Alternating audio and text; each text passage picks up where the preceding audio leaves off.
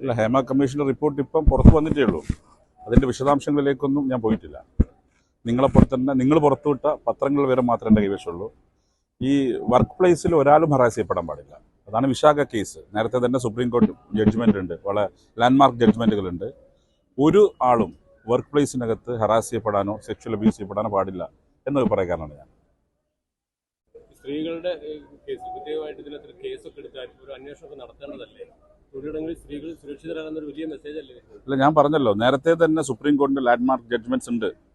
സ്ത്രീകൾക്ക് നേരെയുള്ള തരത്തിലുള്ള ഹറാസ്മെന്റുകളോ സെക്ഷൽ അബ്യൂസോ ഉണ്ടാവാൻ പാടില്ല എന്നുള്ളത്. അപ്പോൾ അത് നേരത്തെ പല ജഡ്ജ്മെന്റുകളുണ്ട്. അപ്പോൾ അത് ഗവൺമെന്റ് തീരുമാനിക്കട്ടെ.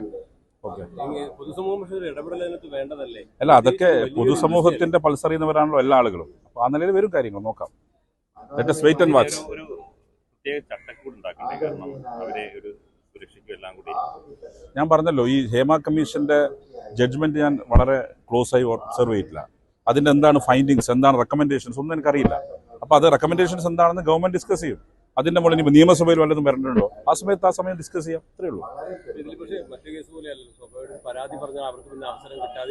ഇതൊക്കെ കുറെ സ്പെക്കുലേഷന്റെ മുകളിൽ എങ്ങനെ അഭിപ്രായം പറയാൻ പറ്റുക? സ്പെക്കുലേഷൻസ് ആണ് പലതും. നിങ്ങൾ എത്ര പേര് ജഡ്ജ്മെന്റ് കമ്മീഷൻ റിപ്പോർട്ട് പൂർണ്ണമായി വായിച്ചു എന്ന് എനിക്കറിയില്ല. ഏതായാലും ഞാൻ വായിച്ചിട്ടില്ല. പിന്നെ സ്പെക്കുലേഷന്റെ മുഖത്ത് എന്നെ പോലത്തുള്ള അഭിപ്രായം പറയാൻ പറ്റുന്നതല്ല. Okay, thank you. മനസ്സിലുണ്ടോ മാക്സിലുണ്ട്. Max wedding centre, Pattambi, Kuttanad, Koppam and Kacheri.